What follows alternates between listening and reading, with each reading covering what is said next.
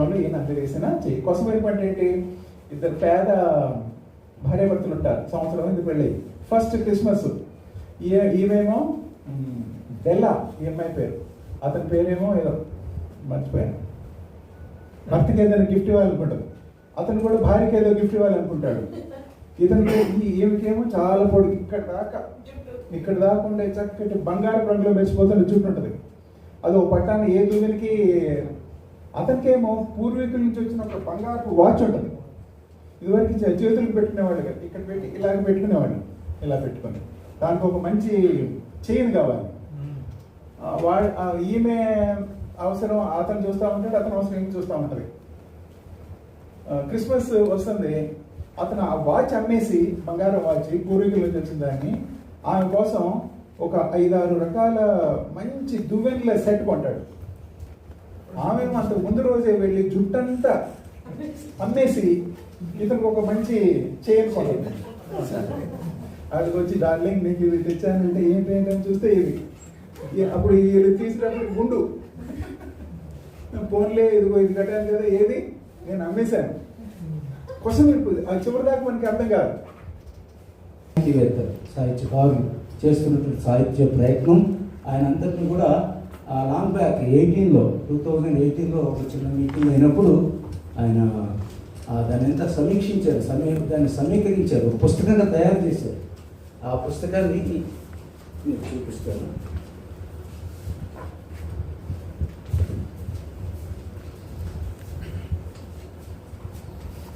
This is the book has made during the year of 4th August 18. అందులో ఎంత వివరాలు ఉన్నాయంటే now we are having the same book with you. మీకు అందరికీ ఆ బుక్ మేము ఇవ్వడానికి ప్రయత్నం చేసాం. ఈ పుస్తకంలో విశేషం ఏంటంటే ఇది చాలా చిన్న పుస్తకం, కానీ ఒక ఎన్సైక్లోపీడియా. ఎందుకంటే ఇందులో సాధారణమైనటువంటి తెలుగు సాహిత్య విశేషాలే కాకుండా క్రైస్తవ సాహిత్య విశేషాలు కూడా సమీక్షించడం జరిగింది. సమగ్రం అని చెప్పలేం, కానీ ఇందులో అవసరమైనంత మేరకు మాత్రం ఇందులో రాయబడి. సో అది రాస్తూ ఆయన ఏం చేశారంటే కింగ్ కర్తవ్యం అంటే ముందు మనం ఏం చేయాలి, ఇప్పుడు ఇదంతా రాసుకున్నాం బాగానే ఉంది, వాట్ ఈజ్ అవర్ రోల్. బైబిల్లో ఒక చోట ఉంటుంది కదా, దావీదు తన తరం వారికి సేవ చేసిన అని, అట్లాగే మన తరం వారికి మనం చేయవలసినటువంటి సాహిత్య, ప్రత్యేకంగా క్రైస్తవ సాహిత్యం. ఈ క్రైస్తవ సాహిత్యంలో 2 భాగాలుగా ఈ మధ్య తెలుస్తుంది. ఒకటి క్రైస్తవులకే చెప్పడం, ఇంకోటి క్రైస్తవేతరులకి చెప్పడం. ఈ 2 కార్యక్రమాలు మన భుజస్కంధాల మీద ఉన్నాయని వారు గుర్తించి మనలందరినీ ఈ రకంగా ప్రేరేపించడానికి ఆయన అడుగు పెట్టారు. సో ఆ భాగంగా ఈ విహంగ వీక్షణ అనే ఈ పుస్తకం ఒకటి తయారు చేశారు. ఆ తర్వాత గుంటూరులో జరిగినటువంటి సభలో కానీ, విజయవాడలో జరిగిన సభలో కానీ ఆయన ఇందులో కొన్ని చేసినటువంటి విశేషాలు ఏంటంటే, ఇది చూడండి, ఇది ఈ బుక్ ఫామ్లో లేదు, but it is available in the channel. అక్షరం ఛానల్ అనే ఒకటి మావాడు సన్నిబాబు తయారు చేశాడు. అది మీకు అడ్రస్ ఇస్తాం. If you wanted to go through this article you can go through it. దీని పేరు ఏంటంటే అర్థపరిణామం. అర్థపరిణామం అంటే భాష అనేది సజీవమైంది, అది మారుతూ ఉంటుంది, కాలానుగుణంగా మారుతూ ఉంటుంది. అందుకని ఇంగ్లీష్ వాళ్ళు ఏం చేశారంటే various editions they have developed, రకరకాల ఎడిషన్స్. అట్లాగే మన తెలుగు భాషలో అటువంటి ఎడిషన్స్ ఏమి చాలా తక్కువే ఉన్నాయి కానీ ఒకటి. అదే ఎందుకు ఈ ఎడిషన్స్ రావాలి, ఎందుకు భాషలో ఈ మార్పును మనం గుర్తించాలి, ఈ భాషలో మార్పు గుర్తించకపోయినట్లయితే సరిగ్గా కన్వే చేయలేం కదా. మనం purpose of A teaching, purpose of A message ఏదైనా సరే ఉద్దేశం ఏంటంటే అవతల వాళ్ళకి మనం చెప్పదలుచుకున్న అంశం క్యారీ అవ్వాలి అంటే it should be in a form of understandable language. So ఆ లాంగ్వేజ్ ఎట్లా మారుతూ ఉంది, మారుతున్న లాంగ్వేజ్ని ప్రజలకు ఎట్లా అందచేయాలి అనే దాని గురించి వారు ఒక వ్యాసం మనకు తయారు చేశారు. ఇది కూడా మీకు అవైలబుల్. మూడవదిగా చాలాసార్లు మనం రాస్తున్నాం కానీ అదంతా ఆ భాష కొంచెం కొన్నిసార్లు కృతజ్ఞంగా, కొన్నిసార్లు బిబ్లికల్ లాంగ్వేజ్ అంటే అది మనకు అలవాటు అయింది కాబట్టి మనకైతే అంటే మనం ఆ బైబిల్ని మనం చదువుతున్నాం, మనకు అందరికి పరిచయం ఉంది కాబట్టి కొత్తగా అనిపించదు. కానీ ఫ్రెష్గా చదువుకునే వారు కొంచెం ఇదేంది ఈ మాటలన్నీ విశేషంగా అనిపిస్తుంది. అందువల్ల వాడుక భాష రాస్తున్నామా అనే ఈ ఆర్టికల్ కూడా వాళ్ళు తయారు చేశారు. ఇది కూడా చాలా ఇంట్రెస్టింగ్ ఆర్టికల్. ఇది మీరు this is also available in the అక్షరం ఛానల్. ఈ రెండే కాకుండా ఇంకా వారు ఇప్పుడు ఈ థర్డ్ ప్రోగ్రాంలో, ఇది ఫోర్త్ యాక్చువల్గా, ఈ ప్రోగ్రాంలో ఆయన మెయిన్గా తీసుకున్నటువంటి థీమ్ ఏంటంటే how to deliver the message through the form of a story, short story. అది వారు ఇప్పుడు మనకు ఈ లెక్చర్ తర్వాత మనకు జరుగుతాయి. ఇవి చాలా ఈ కొద్ది కాలం, చాలా తక్కువ కాలంలో, అంటే డిసెంబర్, జనవరి, ఫిబ్రవరి, మార్చి, ఏప్రిల్, ఈ 4 నెలల్లో 4 ప్రోగ్రామ్స్ చేయడానికి పబ్లిక్ ఆర్ వెరీ మచ్ దాన్ని ఏమని చెప్పాలి, అట్రాక్టెడ్ టు హిమ్. ఈయన మాకు చెప్పాలి, మేము వినాలి అనేది అది ఉంది. అందులో ఆ రకంగా ఈ కార్యక్రమం ఏర్పాటు చేయడం సమకూరింది. సో ఇప్పుడు మనం ఏం చేద్దామంటే, ఇప్పుడు మనం పిలిచిన వాళ్ళు దాదాపు 20-25 మంది, ఎక్కువ మంది పిలవలేదు. ఆ పిలిచిన వాళ్ళు మెజారిటీ వచ్చారు, ఇంకా కొంతమంది రావాల్సిన వాళ్ళు ఉన్నారు. సో నా మనం ముందుకు వెళ్దామా, ఈ ప్రోగ్రామ్ స్టార్ట్ చేసుకుందాం. మై రిక్వెస్ట్ డాక్టర్ శంకర్ బాబు గారు సార్, మీరు మాట్లాడతారా కొంచెం?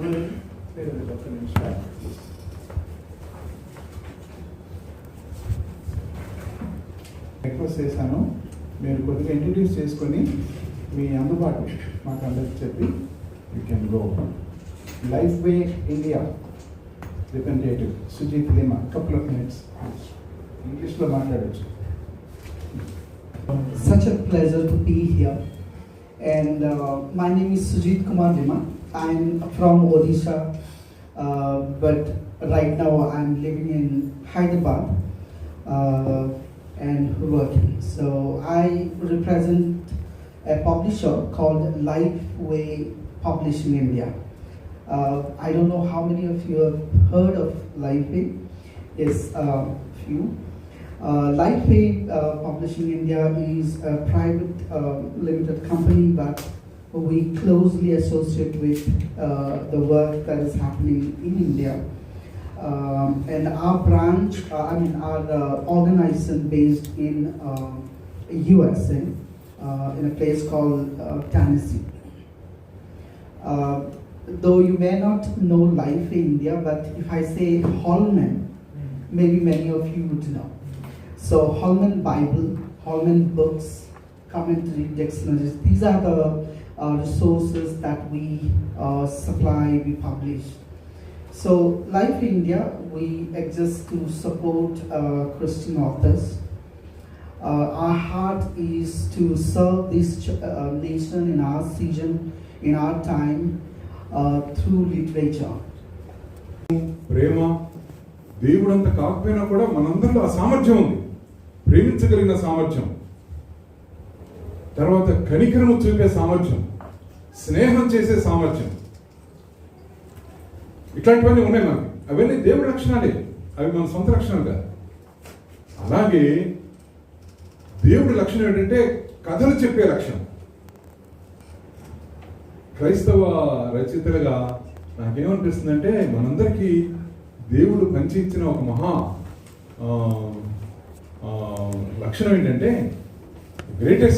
One of the greatest characteristics of God that we share is story telling. మన దేవుడు గొప్ప కథకుడు. యేసుక్రీస్తు కథలు చెప్పాడని చెప్పి ఉపమానాలని మనం అనుకున్నాం కదా, అలా కాదండి. సృష్టి ప్రారంభం నుంచి కథలే. కథ అంటే మామూలు పుక్కిటి పురాణాలు, కట్టుకథలు అంటే అవి కాదు.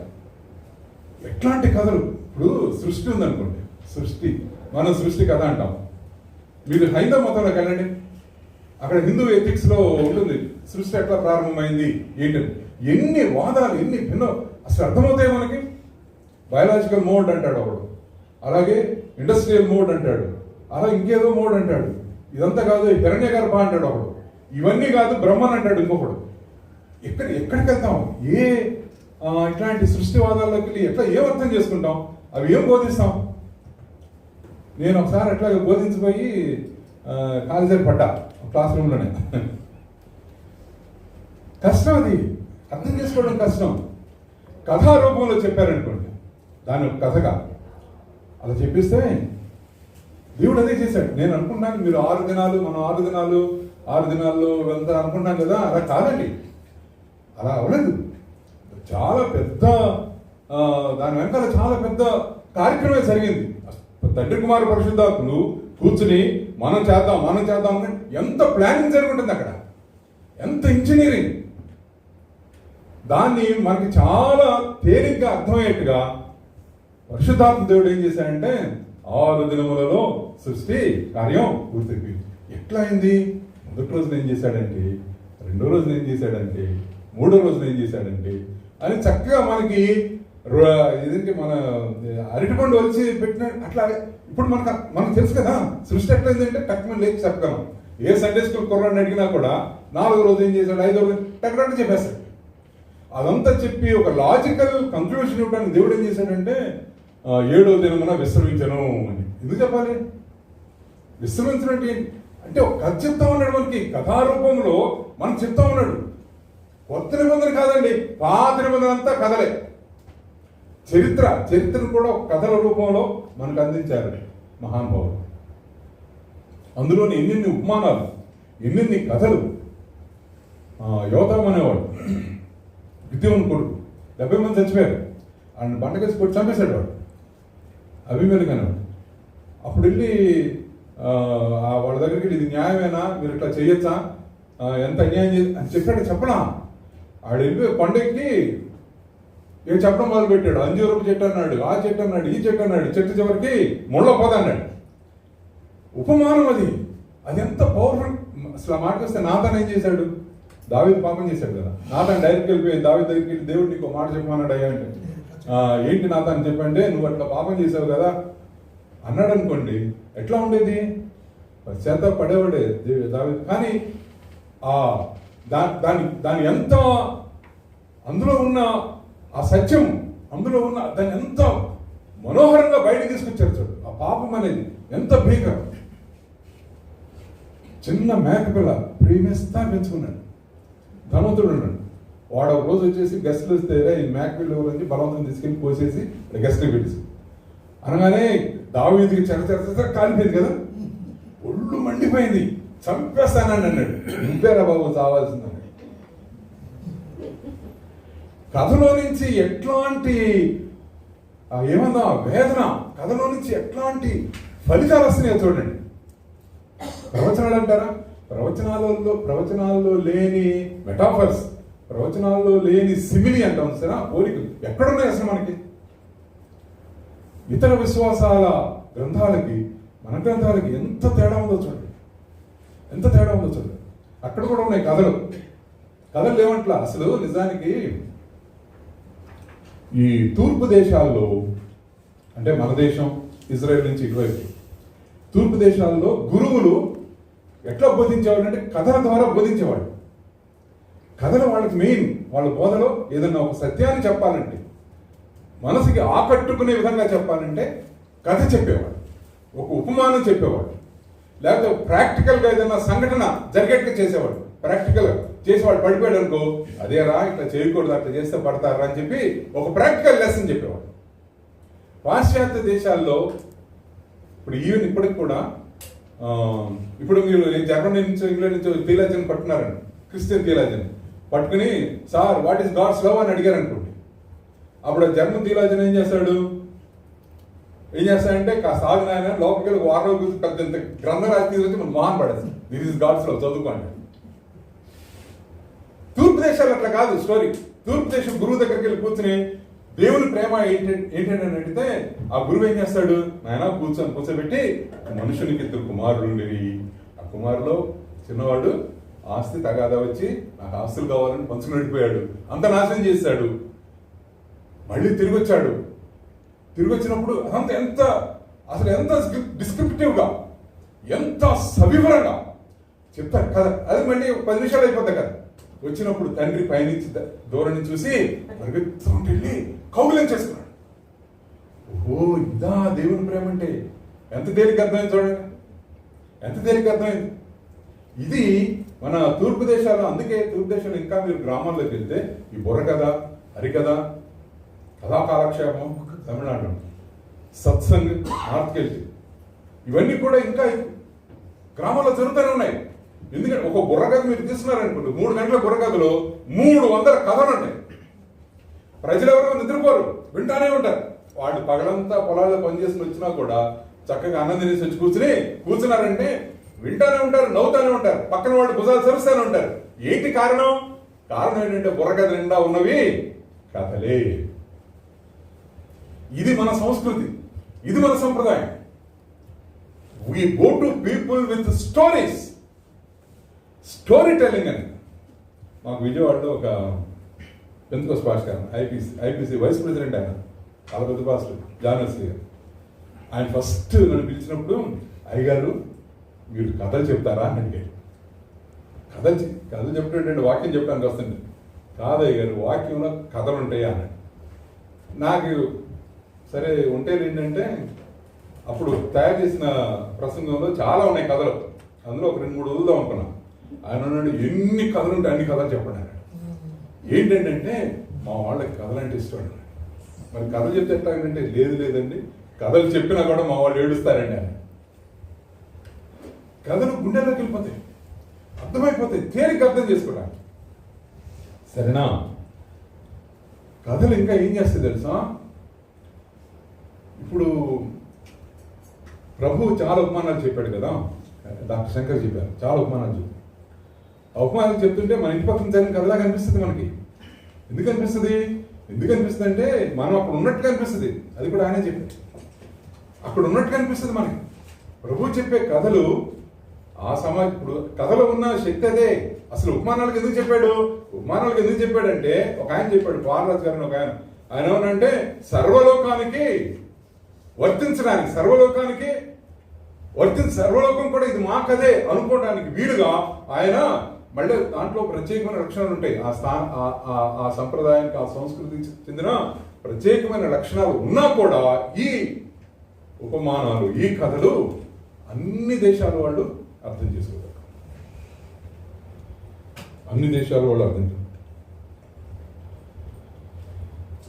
రష్యన్ కథలు ఈ మధ్య దోస్తోవ్స్కీ అని చెప్పి ఒక పెద్ద రచయిత పుస్తకాలు కొన్నా. ఇప్పుడేంటే నేను రిటైర్ అయ్యా, నేను తర్వాత నా పరిచయం చెబుదాం అనుకున్నాను, కానీ దానికి టైం ఉండేది అంటే ఇప్పుడే చెప్పేస్తాను. ఫ్రెండ్స్ మిషనరీ ప్రేయర్ బ్యాండ్ అనే పెద్ద మిషనరీ సంస్థ ఉంది. ఆ సంస్థలో చాలా సంవత్సరాలు పనిచేసి మాస్టర్ గారు లాగానే నేను కూడా రిటైర్ అయ్యా. రిటైర్ అయినప్పుడు నేను అనుకున్నాను, అవుతున్నాను కదా పుస్తకాలు కొనేద్దామని చెప్పి. ఈ మధ్య చాలా చీప్ వస్తున్నాయి సార్ పుస్తకాలు. ఈ డిజిటల్ యుగంలో ఎవరు పుస్తకాలు కొనట్లేదని పెద్ద పబ్లిషింగ్ హౌసెస్ పుస్తకాల రేట్లు బాగా తగ్గించేస్తున్నారు. అంతకుముందు 1000 రూపాయలు ఉండే ఒక పుస్తకం ఇప్పుడు 4 పుస్తకాలు వస్తున్నాయి. ఇంకా తగ్గిపోతాయి. అందుకని తొందరగా కొనేద్దామని కొనేస్తాను. రష్యన్ సాహిత్యం చదువుతా ఉంటుంటే మనం రష్యాలో ఉన్నట్టు అనిపిస్తుంది. ఆ కథలు ఎంతగా ఆకట్టుకుంటాయి. షెకోవ్ అనేవాడు కథ రాశాడు. ఏం మరి నేను అది చెప్పేస్తున్నాను, నోట్కి వచ్చినాయి, కానీ మీరు తర్వాత చదివి షెకోవ్ కాదండి ఈ కథ రాసింది అనకండి, ఏదో చెప్పేశాడు అనుకోండి. ఒక పెద్ద బాగా ధనవంతుడు. రష్యన్ కథలన్నీ ఎట్లా ఉంటాయి, ధనవంతులు ఒక ప్రక్కేమో వీళ్ళు ధనవంతులు ఉంటారు, ఒక ప్రక్క నిరుపేద గుమ్మస్తా అవ్వడం. బాగా డబ్బు ఉన్నవాడు నాటకశాల ఏదో డ్రామా ఏదో చూసి వెళ్ళిపోతే డబ్బు సంచి పారేసుకుంటాడు. ఈ గుమ్మస్తావుడికి భయం, ఎంత భయస్తున్నాను అసలు. ఆ భయం చదువుతా ఉంటే మన మధ్యలో కూడా ఉన్నారు కొంతమంది. అట్లా ఈ గవర్నమెంట్ ఆఫీసులో పనిచేసేవాళ్ళు ఆఫీసర్ పిలిచేయడానికి కానీ అసలు ఒడిగిపోతూ ఉంటారు. అలాంటి భయస్తుడి కథ అది. వాడేం చేస్తాడు, ఆ బ్యాగ్ తీసుకెళ్ళి వెనకాల గుర్ర బండి ఎక్కుతుంటే వెళ్ళి సార్ నమస్కారం సార్ దూరంగా నిలబడి ఉంగి ఆ బ్యాగ్ ఇస్తాడు. వాడు అది తీసుకుని థ్యాంక్స్ అని చెప్పేసి వెళ్ళిపోతాడు. ఇంటికి వచ్చిన తర్వాత భార్యకి చెప్తాడు, నాకు థ్యాంక్స్ చెప్పాడంటే. థ్యాంక్స్ చెప్తే నో మెన్షన్ చెప్పాలి కదా, చెప్పావా అంటది. వాడికి భయం వచ్చేస్తుంది. అమ్మో నో మెన్షన్ చెప్పలేదు నేను. ఇక రాత్రి అంతా అట్లా పడుకుంటాడు. పొద్దున్న ఆయన కలవడానికి కలవడం.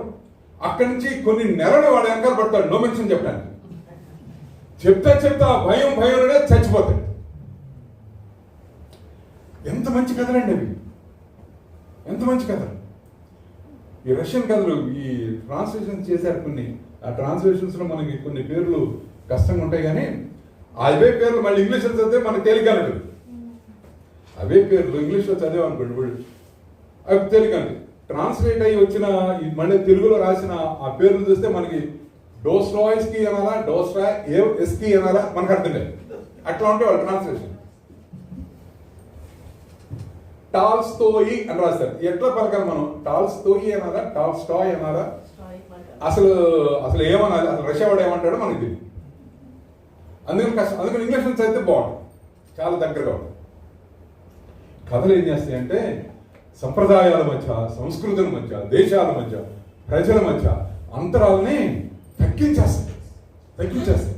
ఒక బ్రాహ్మణ వాడలో ఏం జరుగుతుందో, వాళ్ళు ఏ విధంగా మాట్లాడుకుంటున్నారో శ్రీపాద సుబ్రహ్మణ్య శాస్త్రి పుస్తకం చదివితే అర్థమైపోతుంది మీకు.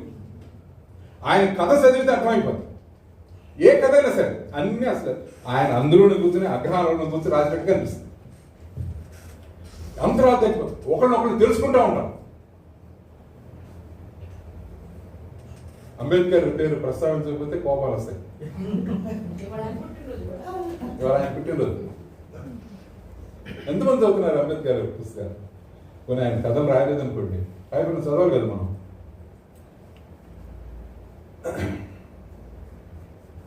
రంగరాయం, చలం ఎట్లా వస్తాయంటే కథలు, ప్రభు చెప్పిన కథలకి ఇతర మతాల్లో వాళ్ళు చెప్పే కథలకి తేడా ఎక్కడ వస్తుందంటే ప్రభు హృదయంలో చెప్పేశాడు. ఆయన ఒక కథల నిధి. ఆయన కడుపులో, మనం మామూలు భాషలో ఆయన కడుపులో ఎన్నో కథలు ఉన్నాయి. అసలు ఎన్నో చెప్పాడు. అసలు భూలోకమే చాలదంట ఇవన్నీ చెప్తే. మనకు కొన్ని వచ్చినాయి బైబిల్లో, అది అర్థం చేసుకోండి మీరు. ఎన్ని కథలు చెప్పాడు, ఎన్ని మెటాఫర్స్, ఎన్ని సిమిలీస్ చెప్పేశాడు. ఎన్ని సిమిలీ, మెటాఫర్ అనే రెండు మాటలు చాలా బలమైన మాటలు. మెటాఫర్ అంటే ఏంటి? రూపకం. మన తెలుగు రూపక అలంకారం రూపకం. సిమిలీ అంటే సిమిలారిటీ అంటే పోలిక. ఈ రెండు లేకుండా అసలు బైబిల్ లేదండి. ఎక్కడ చూసినా ఇవే, ఎక్కడికక్కడే. మెటాఫర్ అంటే ఏంటి? రూపకం అంటే ఏంటి? రూపకం అంటే పౌలు చెప్తాడు, నేను రుణస్థుని అంటాడు. జ్ఞానులకు, మూఢులకు, గ్రీసు దేశస్తులు కాని వారికి నేను రుణస్థుని. ఆమె డెటార్. అది రూపకం. అది ప్రభు అన్నాడు, మీరు ఉప్పు అయి ఉన్నారు. రూపకం అది. మీరే ఉప్పు, మీరు ఉప్పులాగా ఉన్నారంటే సిమిలీ అవుతుంది. మీరు ఉప్పు, మీరు వెలుగు. మెటాఫర్స్. బైబిల్ అంతా ఇవే ఉన్నాయి, మెటాఫర్లు, సిమిలీస్. ప్రభు చాలా బలంగా వ్యాకరణ వాడు ఆయన కథలు విలువించారు. సరే, కథలు చూస్తే మనం అవన్నీ అన్నీ చెప్తాడు. కథల గురించి క్యారెక్టర్స్, ప్లాట్, సెట్టింగ్, కాన్ఫ్లిక్ట్, వీటన్నిటికంటే కూడా బైబిల్ కథల్లో మనకు చాలా ప్రధానమైనది అంటే పర్పస్. మనం రాసే కథల్లో కూడా మనకి పర్పస్ ఏంటి పర్పస్? తమాషాకి రాస్తున్నామా? సీరియస్గా రాసిన వాళ్ళు చాలా మంది ఉన్నారు. ఈవెన్ సెక్యులర్లో కూడా సీరియస్గా రాసేవాళ్ళు, కథలు రాసేవాళ్ళు చాలా మంది. నేను కవుల సంగతి చెప్పట్లేదు. కథలు రాసేవాళ్ళు సీరియస్గా, ఆవేశంలో, లేకపోతే వేదన పడి, గుండెల్లో నుంచి, మనసులో నుంచి ఒక సమస్యకి. మొన్న 3 రోజుల క్రితం ఒక ఫోటో చూశాను. ఫేస్బుక్ కదా, ఫేస్బుక్లో ఫోటో. ఆ ఫేస్బుక్ ఫోటోలో ఎప్పుడుదో పెళ్లి, 100-150 సంవత్సరాల క్రితం పెళ్లి ఫోటో. అది బ్లాక్ అండ్ వైట్లో, సరిగ్గా లేదు కూడా. అందులో ఒక పెద్ద ముసలాయన ఇట్లా కూర్చుని ఉన్నాడు, పెళ్లి కొడుకు. ప్రక్కన 5 ఏళ్ళ పిల్ల కూర్చునుంది, పెళ్లి కూతురు. అది చాలా నాకు అసలు ఇప్పుడే ఎంత కష్టం వేసిందంటే, ఆ రోజుల నుండి ఇంకెంత కష్టం వేసేది. వాడిని చంపేసేవాడిని ముసలాయన. అది కాదు కానీ, వాడి పెళ్లి కాదు కానీ, అతను ఏం రాశాడంటే, ఆ కింద కూర్చున్న పిల్లల్లో, చిన్న పిల్లలు కూర్చున్నారు, 2-3 పిల్లల్లో 2వ వాడు గురజాడప్పారావు అన్నది. అదొంది మీ కనెక్షన్. అది ఎక్కడి నుంచి వచ్చింది? గురజాడప్పారావుకి ఆ ఘర్షణ ఎక్కడి నుంచి వచ్చింది? కన్యాశుల్కం అంటే నవ్వుకోవడానికి కాదండి. అది కన్యాశుల్కం అనేది నవ్వుకోవడానికి రాసింది కాదు. ఒకవేళ హాస్యం పెట్టాడేమో, అసలు హాస్యమే ఉందేమో. ఆ హాస్యం వెనకాల ఎంత భయంకరమైన వేదన, రోదన, ఎంత భయంకరమైన ఈ సమాజాన్ని ఎట్లా బాగు చేయాలన్నా ఆ తపన ఉందో అనుకుంటాడు. అది కథ అంటే. కథ పుట్టిన రాదండి. ఆ మాటకు వస్తే కవిత్వం కూడా పుట్టిన రాదు. కూర్చొని రాదా రాదా రాదా అంటే మాడు అంటది రాయి వేయండి అంటది. అన్నయ్య రాసినప్పుడు ఏదైనా సరే నువ్వు రాయి వేయండి అంటది. ఎట్లా రాయమంటావు అంటే రాయి కూర్చో కూర్చో రాయి. సరే కూర్చున్నాను, టేబుల్, పుస్తకం, పెన్ను, రాయి. ఏంటి రాసేది? ఏంటి రాసేది? నాకు అర్ధరాత్రిలో మెళుకు వచ్చినప్పుడు వస్తుంది, ఆవేశం వస్తుంది, రాసేద్దాం. గవ్వ 4-5 లైన్లు వచ్చేస్తాయి. తమ్ముడు ఆలోచన చెప్పాడు, ఒక ఐడియా వస్తుందన్నా రాసేస్తాను. ఒక ఐడియా వస్తుంది, ఇట్లా అనుకుంటే రాసేస్తాను. నాకు కూడా అట్లాంటి ఐడియా వస్తుంది. అది రాసే లోపల మళ్ళీ ఇంకేదో డిస్టర్బెన్స్ వస్తుంది. ఎంబీఎస్ గారని మా అన్నయ్య వాళ్ళ ఫ్రెండ్, చాలా క్లోజ్ ఫ్రెండ్. ఆయనకు ఒక రోజు కళ వచ్చిందండి, భలే ఇంట్రెస్టింగ్ కళ వస్తాయండి నాకని చెప్పాను. మెడుకు వస్తుందని కానీ వస్తుందండి అన్న. మధ్యరాత్రిలో మంచి కళ వచ్చి, మంచి కళ చెడ్డ కళ ఏదో ఒకటి వచ్చేసి గబాన్ మెలుగు వచ్చేస్తుందండి అంటే ఆయన అన్నాడు, శాంతి నువ్వు అట్లా చేయొద్దు, మెలుగు వచ్చినప్పుడు వెంటనే కూర్చుని కళ రాయి, నువ్వు కళ రాయి. ఆ కళ రాస్తే కళ రాసేసి నిద్రపోను, తెల్లవారిన తర్వాత చూసుకుంటే నీకు ఎట్లాంటి లోపం కనపడుతుందో అని చెప్పాడు నాకు ఆయన. ఆయన చెప్పిన దగ్గర నుంచి కళ వస్తాయని చూద్దాం అనుకుని అప్పుడు అట్లాంటి మంచి మంచి కళలు రాలి. అది కూడా చిన్నప్పుడు నేను ఇంటర్మీడియట్ చదివినప్పుడు. ఇప్పుడు కథలు ప్రభు చెప్పిన కథ. ఆయన ఎందుకు అత్యుత్తమ శ్రేణి కథకుడు అయ్యాడంటే, కథకులు అంటే మనం చాలా మంది పేరు చెప్తామండి, యేసుప్రభు పేరు చెప్పడం ప్రకటించిన. ఆయన మనిషి యొక్క గాయాన్ని చూశారు, జరుగుతున్న అన్యాయాన్ని చూశారు. ఆయన చూడనట్టు ఏమీ లేదు, అన్ని చూశారు. కొన్ని చోట్ల మొన్న మట్లాద్వారు ఉన్నాడు, ధ్యానం చేస్తా ఉంటే ఆయన దూరం నుంచి అంజూరు చెట్టును చూచి, నేను చర్చలు చెప్పేది ఆ చూచి కింద అండర్లైన్ చేయండి అన్న. అందరూ అండర్లైన్ చేస్తున్నారు. తర్వాత ఆయన దేవాలయంలోకి వెళ్ళి చుట్టూ చూచి అని ఉంది, ఆ చూచి దగ్గర అండర్లైన్ చేయండి అన్న. చూసే దేవుడైనా చూస్తా ఉన్నాడు, అన్యాయాలు, అక్రమాలు, దోపిడీ లెఫ్ట్ అండ్ రైట్ జరుగుతూ ఉండగా అన్ని చూసి ఆ అనుభవాల్లో నుంచి ప్రజలకు అర్థమయ్యేట్టుగా కథలు చెప్పాడు. ఆయన చెప్పిన ఏ కథ కూడా మిస్ అవరా. కథలు అంటే ఏంటంటే బాణాలే కదా. కవిత్వం అంటే ఏంటి? కవిత అంటే ఏంటి? బాణం. అది బాణాన్ని ఎక్కువబెట్టి ఠాంగా నదిలితే వేసి అమ్మ అది వచ్చి అక్షరంలో పడితే అక్షరంలో అందరూ అల్లకల్లం అయిపోతా ఉన్నాం. ఎలక చేను వదిలేడంటే అల్లకల్లం అయిపోతా ఉన్నాం. నాగేశ్వరరామాచార్య వదిలేడంటే ఇంకంతే సందుకు మునిగిపోవడం. ఇంకా బాణాలు ఇవి. కథలు తయారు చేసుకోండి, కథలు తయారు చేసుకోండి. మీకు తెలుసా, ఈ పెద్ద పెద్ద చర్చెస్ మన చుట్టూ ఉన్న పెద్ద పెద్ద కథలు చెప్పేవాళ్ళు ఎవరు లేరు. Pastors have stopped telling illustrations. Illustration అనేది ఈ ప్రసంగం తయారు చేసుకోవడంలో ఇలస్ట్రేషన్ ఒక భాగం అని చెప్పి దాని కొరకు ప్రసంగం తయారు చేసుకున్న తర్వాత దాని కొరకు ఇలస్ట్రేషన్ కోసం అక్కడ ఇక్కడ తీసుకొచ్చి చెప్తా ఉన్నారు. కొంతమందికి ఏదైనా మంచి ఇలస్ట్రేషన్ దొరికితే దాని చుట్టూ కథ అనుకుంటా ఉన్నారు. ఇవన్నీ కాదండి.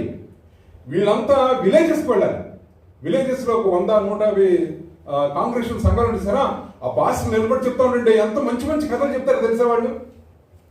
మా బాస్ గారి పేరు రాజ్కుమార్ రాలా చీరాల. రాజ్కుమార్ వాళ్ళ నాన్నగారు మా బాస్ గారు చాలా కాలం వాళ్ళ నాన్నగారి ఫ్రెండ్ మా బాస్ గారు ప్రేమసేన. ప్రేమసేన గారు నోరు విప్పితే కథే చెప్తా ఉంటాడు. ఎలా తీసుకునే వాళ్ళు అలా తీసుకుంటారండి, ఎలా తీసుకునే వాళ్ళు అలా తీసుకుంటారు. కొంతమంది నవ్వుకుంటారు పోతారంతే, కొంతమంది నవ్వేసి హృదయంలో తీసుకుంటారు. యేసుప్రభు వంటి కథకుడు ఇంతవరకు పుట్టలేదు.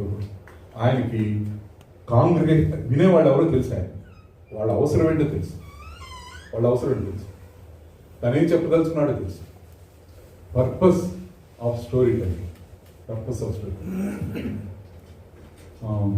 ఇప్పుడు ఆల్రెడీ చెప్పేసారు నాణ్యం పోయిందని చెప్పారు. తప్పేరు కుమారుడు గురించి నేను దాని మీద రాసుకొచ్చాను, అందరు చెప్పేసాక నేను చెప్పట్లేదు. ఆ రెంటి మధ్యలో ఇంకొకటి ఉంది, గొర్రె తప్పిపోయిందని. ఒక గొర్రె తప్పిపోయింది అనగానే ఆ కూర్చున్న 100 మంది 200 మంది ఆశ్చర్యపోయి హెదిరిపోతా ఉంటారు. అమ్మో దొరుకుద్దా దొరుకుద్దా దొరుకుద్దా, అటు వెళ్ళిందా ఇటు వెళ్ళిందా అని ఆలోచిస్తూ ఉంటారు. అట్లా చేయాలి. కథ అనేది నువ్వు ఏ కాంగ్రిగేషన్ కొరకు నువ్వు చెప్తున్నావో వాళ్ళు దాన్ని అర్థం చేసుకోవాలి. అర్థం కాదు, వాళ్ళు దానికి ప్రతిస్పందించాలి. వాళ్ళు స్పందించిపోతా ఉన్నారు. ఇప్పుడు ప్రభు అన్నాడు వెళ్ళి వెతుకుతా ఉన్నాడు. ఆ అక్కడ వెతికాడు, ఇక్కడ వెతికాడు, దీపం తీసుకెళ్ళాడా, వీళ్ళ మనసులో చాలా ఆలోచనలు చేస్తా ఉన్నాయి. చివరికి ప్రభు అన్నాడు, దొరికిందయ్యా అన్నాడు. అందరూ చాలా సంతోషం. నేను కూడా చప్పట్లు కొట్టుంటారండి. అది దొరికిన తర్వాత గవ్వ ఇంటికి తీసుకెళ్ళాడు. తీసుకెళ్తాడు కదా, ఎందుకు తీసుకెళ్ళాడు? ఇరువురు వాళ్ళందరూ పిలిచాడు, గొర్రె దొరికింది, గొర్రె దొరికింది అన్నాడు. అందరూ సంతోషించారు. కూర్చున్నాడు అంటే మేము కూడా సంతోషించాం. ప్రభు అన్నాడు, పరలోకంలో కూడా సంతోషిస్తున్నారండి. పరలోకంలో గొర్రె అటు అలే పాపి అయినవాడు మారు మనసు పొందితే పరలోకంలో కూడా సంతోషం. పర్పస్ ఏంటి? పర్పస్ ఏంటి? గొర్రెలు రోజు పోతా ఉన్నాయి, దొరుకుతా ఉన్నాయి. మనుషులు దొరకట్లా. మనుషులు దొరికినప్పుడు పరలోకంలో కథ ఎట్లా మారుస్తా ఉన్నాడు చూడండి ప్రభు. ఒక ఉత్తమ కథకుడికి కథ చెప్పేవాడు ఉండాల్సిన. ఆ రోజుల్లో కానీ ప్రింటింగ్ ఇదంతా ఉంటే మరి తేలిగ్గా రాయలేదు. వీళ్ళు చాలా కష్టపడి రాశారు వీళ్ళంతా. అవి కొన్ని తీసుకున్నాం, కొన్ని పారేసాం. ఆ కొన్ని తీసుకున్నాయి 4 సువార్తలు ఉన్నాయి, ఇంకా కొన్ని 100 సువార్తలు ఉన్నాయి. అవన్నీ పారేసామ్మా. సరిగ్గా అవి కూడా ఒక ప్రక్కన ఇంకో పుస్తకంలాగా వేస్తే బాగుండేది. ఈ రోమన్ క్యాథలిక్ లాగా. నికోదేమో వాడు రాశాడంట, బర్నబా రాశాడంట. అసలు పౌలు ఎందుకు రాయలేదు సువార్త? ఎన్ని కథలు వచ్చాయి ప్రభు నోటి నుంచి. ఉత్తమ కథకుడు యేసు ప్రభు. ఆయన అడుగుదాడలో మనం నడుస్తూ ఉన్నాం. ఆయన పరలోకం నుంచే తీసుకొచ్చాడు కథలన్నీ. తండ్రి, కుమార, పరిశుద్ధాత్మ. వాళ్ళు ఉత్తమ కథకులు. కథలు రాస్తారు, సృష్టిని ఒక కథగా చేసి మనకు చూస్తారు. రిడెంప్టివ్ స్టోరీ నచ్చారా? ఈ విమోచన కార్యాన్ని అంతా కూడా ఒక కథగా దీన్ని మనం అర్థం చేసుకోవడానికి ఆయన ఏం చేశాడంటే, ముందు ఐగుప్తులో ఒక కథ సృష్టించాడు. ఐగుప్తు కథ. ఐగుప్తు కథ మీకు అర్థమైతే మీ రక్షణ కథ ఏంటో కూడా మీకు అర్థమవుతుంది. యేసుక్రీస్తు ప్రభు ప్రపంచం ఎన్నడూ చూడని, అర్థం చేసుకోలేని ఉత్తమ కథకుడు. అలాగే మనం కూడా కథలు రాద్దాం. కథల ద్వారా క్రైస్తవ విశ్వాసాన్ని ఉద్యమం చేద్దాం. కథల ద్వారా ఆత్మరక్షిద్దాం. Thank you. స్వయం సమగ్రమై కథాత్మ్య వచన ప్రక్రియ కథానిక. మంచినీళ్ళు ఇవ్వండి బాబు, చదవడానికి.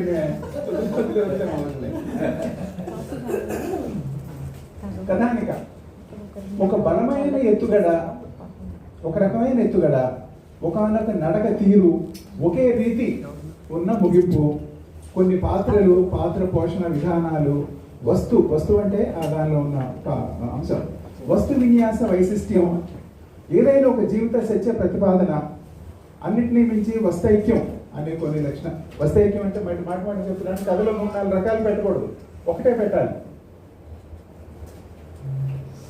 ఒక 3 దానిలో ఉండాలి. వినోద, విజ్ఞాన, వికాసాది సాధకమైన చిన్న కథను కథానిక అనొచ్చు. మౌలికత చాలా ఫండమెంటల్గా, ఎలిమెంటరీగా ఉండాలి. ఏకత, ఒకే విషయాన్ని ప్రతిపాదించాలి. క్లుప్తత, శైలిలో చాలా రమ్యంగా ఉండాలి. క్రియాశీలత, రూపం, వస్తువు, కల్పన అనేవి కథానికి ఉండవలసిన లక్షణాలు.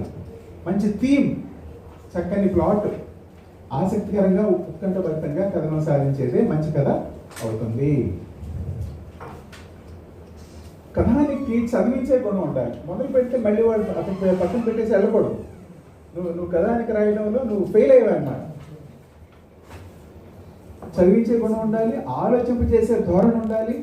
పాఠకునికి నేను మరుగుజ్జుని పెళ్లి చేస్తున్నాను, మేనగోళ్ళేమనుకున్నాను, ఏమేమి అంటారనుకోండి, అంటున్నాడు, నిరసనగా మాట్లాడుతున్నాడు, తిరుగుతున్నాడు, ముండా అనే పదం కూడా వాడాడు.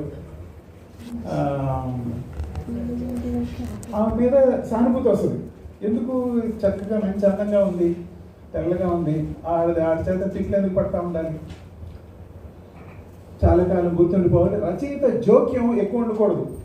అందువల్ల నేను మీకు తెలియదు అనే మాట రాకూడదు. అసలు నువ్వెవరో, నువ్వు అసలు కనిపించకూడదు కదా. ఇట్లా మెయిన్గా చెప్తున్నాను, జనరల్గా చెప్తున్నాను.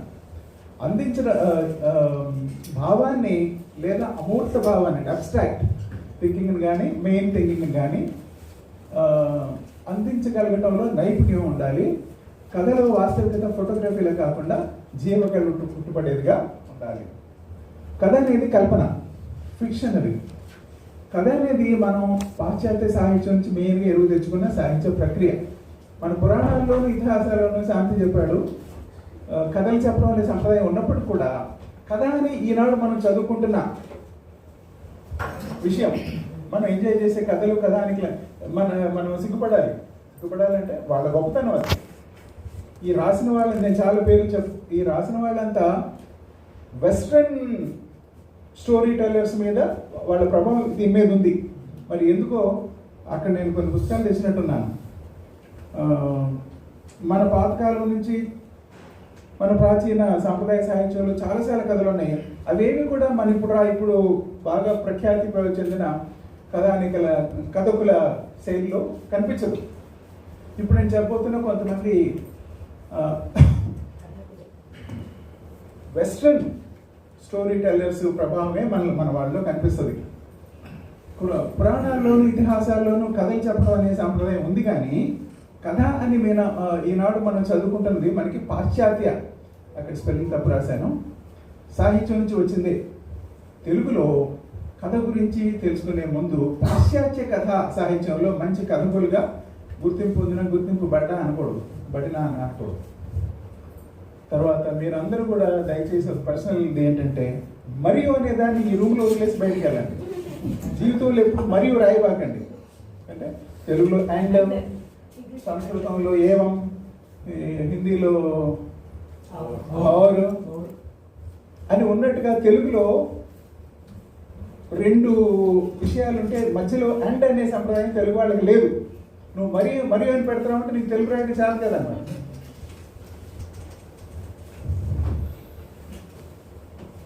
కథకులుగా గుర్తింపు పొందిన, నాకు టైం లేక అవన్నీ మార్చలేదు, ఓ హెన్రీ కథ ఎవరికైనా ఒక్కరికన్నా తెలుసా? ఒక్క కథ అన్నా బాగా ఫేమస్ ఓ హెన్రీ చెప్పండి,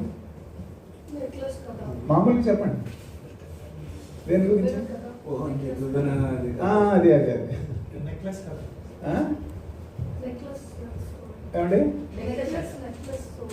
నెక్లెస్ కాదు. ఆ కథ శీర్షిక ఏంటంటే ద గిఫ్ట్ ఆఫ్ ద మ్యాజై, అంటే జ్ఞానుల కానుక. అది నాకు టైం ఉంటే చెప్తాను. ఓ హెన్రీ మపాసా అనకూడదు, GUYDE మపాసాట్ అని ఉంటుంది. దాన్ని రష్యన్ నుండి ఫ్రెంచ్ గీ ద మాపసాం అని అంటే ముక్తో కల్చర్ అంటారు. వీళ్ళు సావబడతారు. మన చెహోవ్, బేట్స్, రడియార్డ్ కిప్లింగ్ రాసిన కథలు చదవడం వల్ల షార్ట్ స్టోరీ అంటే ఏంటో మనకు కొంతవరకు అర్థం అవుతుంది. తెలుగులో మొదటి తరం రచయితలుగా ఉన్న రావిశాస్త్రి, కొడవటిగంటి కుటుంబరావు, కాళీపట్నం రామారావు, కారా మాస్టర్ గారు చాలా గొప్పోడు. తర్వాత చెప్తాను మీకు. చాలా కథా సాహిత్యాన్ని చాలా సేవ చేస్తారు. కాళీపట్నం రామారావు, మధురాంతం రాజారావు, బుచ్చిబాబు, శ్రీపాద సుబ్రహ్మణ్య శాస్త్రి, చాసో గోపిచంద్, ఆల్గం పద్మరాజు, జోగ్ సుదర్శన్ లేడు. ఇప్పుడు ఎప్పటికీ రాడు. ఎందుకంటే వాడు జీవితాంతం కలకే పెట్టారు. మనం ఎక్కడ వస్తాం దాంతో పాటు. మధ్య ఉండవలసిన కార్యకారణ సంబంధం అనే దాన్ని కథా సంవిధానం అంటారు. రాయాలనుకునే వాళ్ళు చదవాలి. No other way. ఇప్పుడు వేరే ఏమి లేదు. చదివితేనే రాస్తాం, చదవగలిగితేనే రాస్తాం. నీవు కథలు చదవాలి అనేది 11వ ఆజ్ఞగా స్వీకరిస్తేనే రచయితలు కథలు రాస్తారు. మామూలుగా రాయాలంటే రాస్తావు కానీ దాంట్లో ఏం పసంद అవ్వదు. కథ ఎలా చెప్పాలి, ఎవరు చెప్పాలి, పాత్రలను ఎలా మలచాలి, ఎటువంటి నేపథ్యం దానికోసం ఏర్పాటు చేయాలి, ఎలాంటి కంఠస్వరం టోన్ ఉపయోగించాలి, ఎలాంటి దృష్టికోణంతో చెప్పాలి అన్న ప్రశ్నలకి సమాధానమే శిల్పం అంటే. శిల్పం అనేదాన్ని నేను కొంచెం విస్తృతం చేసి కథా శిల్పం అర్థం చేసుకోవడానికి తేలిక పద్ధతి ఉంటుంది. అదేంటంటే ప్రముఖులు రాసిన కథల్ని మంచి విమర్శకులు చేసే విశ్లేషణ ద్వారా అర్థం చేసుకుంటే శిల్పం అనేది పట్టుబడుతుంది. కథలోని కేంద్ర బిందువు ఏంటంటే అంశం. కథాంశానికి రచయితకు మధ్య ఉన్న సంబంధం, ఉద్దేశం, కథాంశం, వస్తువుకు సంబంధించిన అంశాలు అయితే కథా సంవిధానం అంటే ఏంటంటే పాత్రలు, వాటి నేపథ్యాలు, ఏ వ్యూ పాయింట్ నుంచి నువ్వు చెప్తున్నావు, కంఠస్వరం ఎట్లా ఉంది, శిల్పానికి సంబంధించిన కంఠస్వరం అంటే నా ఉద్దేశం విశ్వనాథ్ సత్యనారాయణ గారి కథలు చదివారు అనుకోండి, నువ్వు అక్కడ కూర్చోరా, కింద కూర్చో, నేను చైర్ మీద కాలు మీద కాలు వేసుకొని చెప్తాను, నువ్వు విను, అట్లా ఉంటుంది ఆయన టోన్. ఇట్లా రకరకాలుగా కొందరి ఇదేమో బతులాడుతున్నట్టు ఉంటుంది. వాళ్ళు ఎలాంటి టోన్ ఉపయోగిస్తున్నారు. సంవిధానం అంటే ఏంటంటే కథలో ఉన్న పథకం ఏంటి, కథలో ఉన్న సంఘటనల మధ్య ఉన్న సంబంధం ఏంటి, దీన్ని సంవిధానం అనే దాని ద్వారా తెలియజేస్తారు. కథలో మహా దుర్మార్గుడైన ఒక విలన్ ఉన్నాడు అనుకుందాం, వాడు చనిపోవడం అనేది కథాంశం. వీడు ఎప్పుడు చస్తాడరా అని చూస్తూ ఉంటారు చదివే వాళ్ళంతా. అయితే వాడు ప్రజల్ని పీడించడం, చనిపోవడం అది కథ. కానీ రెండు సంఘటనల మధ్య ఉండవలసిన కార్యకారణ సంబంధం అనేదే కథా సంవిధానం. ఈ విలన్ సడన్ గా ఒక బస్సు యాక్సిడెంట్ పోయాడు అనుకోండి, చాలా డిసప్పాయింట్ అయిపోతాం మనం. ఆ కథలు చదివేవాడు వాడు చావాలని కోరుకుంటాడు, కానీ సడన్ గా ఎక్కడో పోతాడు వాడు. అలా కాదు, వాడు బాగా కొట్టాలి, చంపాలి వాడిని. పాశ్చాత్య కథానిక పితామహుడిగా బొకాషియో అంటే ఈయన గురించి నేను వెళ్ళలేదు, దీనికోసం ఇప్పుడే విన్నాను. జెఫ్రీ చాసర్ అంటే is the grandfather of English. కథాశిల్పాన్ని అద్భుతంగా ఆవిష్కరించిన వారిలో హీ ద మపసాం చాలా గొప్పవాడుగా మనం, అంటే ఇక్కడ నా ప్రెజుడిస్ కూడా బయటకు వస్తుంది. నాకు ఇష్టమైన వాళ్ళ గురించి గొప్పగా చెప్తాను నేను, అది మీకు తెలుసు కదా. వారి తర్వాత ఓ హెన్రీ అనే అతను కథానికలో కొసమెరుపు పద్ధతిలో కథని చెప్పడంలో ఈయన అందజేసిన చెయ్యి. కొసమెరుపు అంటే ఏంటి, ఇద్దరు పేద భార్యాభర్తలు ఉంటారు, సంవత్సరం మంది పెళ్ళి. ఫస్ట్ క్రిస్మస్, ఈమెమో బెల్లా ఈ అమ్మాయి పేరు, అతని పేరేమో ఏదో మర్చిపోయాను. భర్తకి ఏదైనా గిఫ్ట్ ఇవ్వాలనుకుంటాడు, అతను కూడా భార్యకి ఏదో గిఫ్ట్ ఇవ్వాలనుకుంటాడు. ఇతనికి ఈమెకేమో చాలా పొడుగు, ఇక్కడ దాకా ఉండే చక్కటి బంగారు రంగులో మెరిసిపోతున్న చుట్టూ ఉంటుంది. అది ఒక పట్టాన్ని ఏ దువ్వెనికి. అతనికేమో పూర్వీకుల నుంచి వచ్చిన ఒక బంగారు వాచ్ ఉంటుంది. ఇదివరకు చేతులకు పెట్టుకునేవాడు కదా, ఇక్కడ పెట్టి ఇలాగ పెట్టుకునేవాడు, ఇలా పెట్టుకొని దానికి ఒక మంచి చైన్ కావాలి. వాడు ఈమె అవసరం అతను చూస్తూ ఉంటాడు, అతను అవసరం ఈమె చూస్తూ ఉంటుంది. క్రిస్మస్ వస్తుంది, అతను ఆ వాచ్ అమ్మేసి, బంగారం వాచ్ పూర్వీకుల నుంచి వచ్చిన దాన్ని, ఆమె కోసం ఒక 5-6 రకాల మంచి దువ్వెన్ల సెట్ కొంటాడు. ఆమె అంత ముందు రోజే వెళ్ళి జుట్టంతా అమ్మేసి ఇతనికి ఒక మంచి చైన్ కొంటుంది. అక్కడికి వచ్చి డార్లింగ్ నీకు ఇవి తెచ్చానంటే ఏంటంటే చూస్తే ఇది, అప్పుడు వీళ్ళు తీసినప్పుడు గుండు, ఫోన్లే ఇదిగో ఇది కట్టాను కదా, ఏది నేను అమ్మేశాను. కోసం అది చివరి దాకా మనకి అర్థం కాదు. నికోలాయ్ గోగోల్ అంటే ఇతని పేరు కూడా నేను మొదటిసారి ఇప్పుడే విన్నాను. రష్యన్ సాహిత్యం, కల్పనా సాహిత్యం. పుష్కిన్, డాస్టాయెవ్స్కీ, మాక్సిమ్ గోర్కీ మొదలైన వాళ్ళు కథానికను కళాత్మకంగా రాయడం ఎలా ప్రధానమో ఇది మనం ముఖ్యంగా గమనించాల్సింది. పేదల పట్ల, పీడితుల పట్ల సానుభూతిగా వస్తువును మలచడం అనేది వీళ్ళు తీసుకున్న కథా విధానం. వారెన్ పీస్ లాంటి నవలు రాసిన టోల్స్టాయ్ అతను కూడా కథానిక వస్తు శిల్పాన్ని సమన్వయ దృష్టిలో రాసిన వాళ్ళు ప్రముఖంగా చెప్పచ్చు. సైకలాజికల్ వ్యూ పాయింట్ నుంచి రాసిన వాళ్ళు హెన్రీ జేమ్స్, స్టెఫెన్ క్రౌన్ మొదలైన వాళ్ళని ఒక సంఘటన కానీ దృశ్యం కానీ చూసినట్టుగానే వర్ణిస్తూ అనుభూతిని కలిగించిన కథ కూడా ఎర్నెస్ట్ హెమింగ్వే. వీళ్ళందరి కథలు ఒక్కొక్కటనే చదివాను నేను, అందుకని నేను ధైర్యంగా నిలబడి మాట్లాడుతున్నాను. O Henry, Somerset Maugham, P G Wodehouse, Agatha Christie, Rudyard Kipling, Arthur Conan Doyle, Ernest Hemingway. వీళ్ళ లిస్ట్ ఎందుకు ఇచ్చానంటే ఎర్నెస్ట్ హెమింగ్వే తప్ప మిగతా వాళ్ళందరి కథలు, ఇప్పుడు సోమర్సెట్ మామ్ ఒక 1000 కథలు రాశాడు అనుకోండి, 1000 నేను చదివాను. 1000 చదివాను నేను. ఓ హెన్రీ అన్ని చదివాను. పీజీ వోల్డ్హౌస్ ఇంకేమన్నా ఎంత వెతికినా మళ్ళీ దొరకటం లేక ఒక 200 చదివేశాను పీజీ వోల్డ్హౌస్ కథలు. అగతా క్రిస్టీ కూడా చదివేశాను. రడ్యార్డ్ కిప్లింగ్ తక్కువ రాశాను, నేను ఎవరిని చదివాను. ఆర్థర్ కానన్ డయర్ అంటే ఎవరు detective, Sherlock Holmes. Ernest Hemingway చదివినట్టుగా లేదు, అతను ఏం రాశాడో తెలియదు నాకు. తెలుగు కథానిక ప్రస్తుతం పరిమిత పాత్రలు. కథానికలో 2 పాత్రలు ఉండాలి. ఆ మరుగుజ్జువాడు, అతని భార్య, ఇద్దరే ఉండాలి, తక్కువ మంది ఉండాలి. గురజాడ పారావు, చింతా దీక్షితులు, నిర్మాణిక్యం నరసింహారావు, మధురాంతకం రాజారాం, కాళీపట్నం రామారావు, మళ్ళీ వచ్చింది కారా మాస్టర్ గారి పేరు, చలం, కొడబెట్టి కట్టి కుటుంబరావు వంటి వాళ్ళు తెలుగు కథానికి గొప్పవన్నే తెచ్చారు.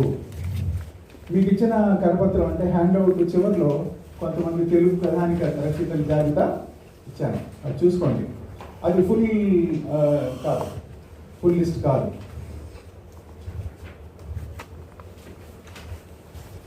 కథాశిల్పంలో తెలుగు కథాశిల్పంలో కంఠధ్వని, కంఠస్వరం, ధ్వని, భాషాశైలి ప్రయోగాలు ప్రధానమైనవి.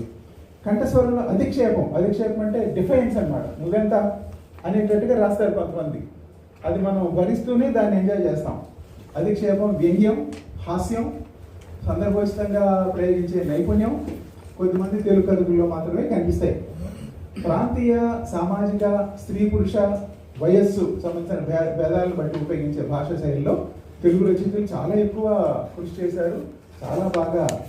ఉత్తమ పురుషులో సాగుతున్న కథనం ప్రథమ పురుష కథన ద్వారంలో వెళ్ళటం, ప్రథమ పురుషులో రాస్తున్న దాన్ని మధ్య పురుషులోకి తీసుకెళ్ళటం, ఉత్తమ పురుషులో భాషలో మహాప్రాణాలతో కూడిన పదాలు, ఇలాంటివి ఇబ్బందిగా ఉంటాయి. నేను మంచి పాయసం తాగుతున్నప్పుడు పాయసంలో ఒక రాయి అడ్డుపడినట్టుగా ఉంటాయి ఇలాంటి. ఇంతకీ నాకు తెలుసు కానీ ఊరికి చెప్తున్నాను. ప్రాణవాయువుతో అంటే ఆ గాలి వదిలేతో పలికే అక్షరాలేమో మహాప్రాణాలు అంటారు. ఛ, ఝ, ధ, వీటిని మహాప్రాణాలు అంటారు. ఇవి అందరూ పలకలేరు. అది ఇక్కడ రాసి ఒక ఎంకటి చేతో మల్లమ్మ చేతో ఇవి రాయించకూడదు మనం, వాళ్ళు పలకరు. కథలోనేవి రాస్తాము, యాక్చువల్గా కథలో ఉన్న పాత్ర ఆ గట్టి ఆ మాట మహాప్రాణాన్ని పలుకుతుందా అది చూసుకోవాలి. కృతాక్షరాలు, సంస్కృత పదాలు ముఖ్యంగా. తర్వాత ఉత్తమ, మధ్యమ, ప్రథమ పురుషులు మీకు అందరికీ తెలిసినప్పటికీ నేను ఉత్తమ పురుష అంటేనేమో నేను, మేము, ఎదుర్కొన్న వ్యక్తిని నువ్వు, మీరు మధ్యమ పురుష అంటాం. ఎక్కడో ఉన్నవాడిని అతడు, ఆమె అంటాం, దాన్ని మధ్యమ పురుష అంటాం. కూటవాదాలు, పెడధోరణులు తెలుగు కథను చాలా ఉక్కిరి విక్కిరి చేసి. కూటవాదాలు అంటే ఏంటి? ఏదన్నా అమెరికా సామ్రాజ్యవాదానికి వ్యతిరేకంగా రాసే కథలు. ఇవి మనసుని కొంచెం కలత పెడతాయి. ఒక కథానికి ఇచ్చే మనసుకు కలిగే హాయిని ఇవ్వవు, దిగులు పెట్టేస్తాయి. ఇదేంటి ఇట్లా జరుగుతుందా, ఈ ట్రంప్ కదా అని చెప్పి ఒక 10 లైన్లు రాయడం మీరు చాలా మనసు పాడైపోద్ది. ఇప్పుడు అట్లా ఏదైనా ఒక కూటానికి లేకపోతే ఒక గ్రూప్కి చెందిన వాళ్ళ కోసం రాసే కథలు, వాటి కోసం కూడా కథలు రాస్తారు. ఆ రాసే కథలు వాటి ప్రయోజనాన్ని కూడా నెరవేరుస్తాయి. కానీ కథానికలో ఇది లేకపోవడమే మంచిదని నేను అనుకుంటున్నాను. కూటవాదాలు అంటే అంబేద్కరిజం అనుకోండి, దాని గురించి కథ రాస్తే అదొక డాక్టరీన్ కదా, దాని గురించి మనం చిన్న కథ ఎలా రాస్తాం?